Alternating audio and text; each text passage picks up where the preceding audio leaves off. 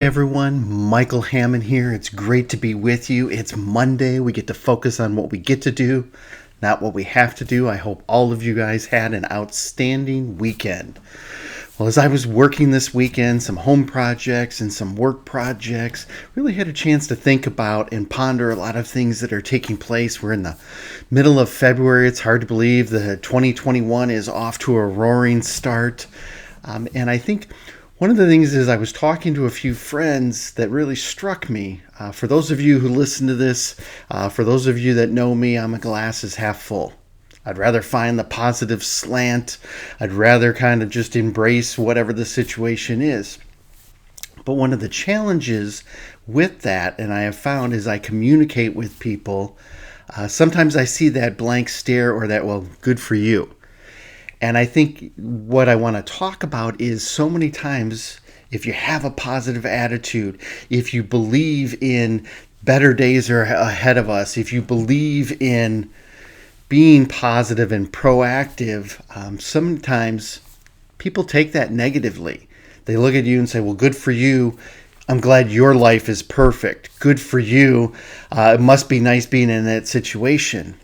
And what I want to say is just because somebody is positive, just because somebody is looking for that silver lining in the situation, doesn't mean that there's not a struggle. Doesn't mean that there's not a challenge. Doesn't mean that there's not a grind. Doesn't mean that there's not obstacles that they continually face. The big difference is how they choose to respond. So being positive is not all rainbows and lollipops and everything is perfect. I choose to find what is that positive outcome. What do I need to learn from the current situation, the challenge, the struggle?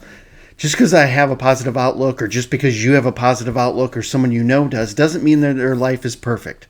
Doesn't mean that everything falls their way. Doesn't mean that they don't have to work hard and there isn't a grind.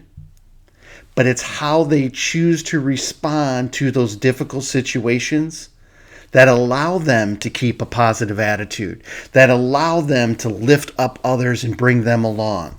Let's go out there and have an amazingly blessed week. Go out there, produce some incredible results.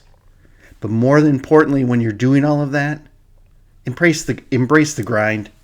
Embrace the struggle. Realize that every other person out there that you talk to has a struggle, has a challenge, has a problem, has something they're going through.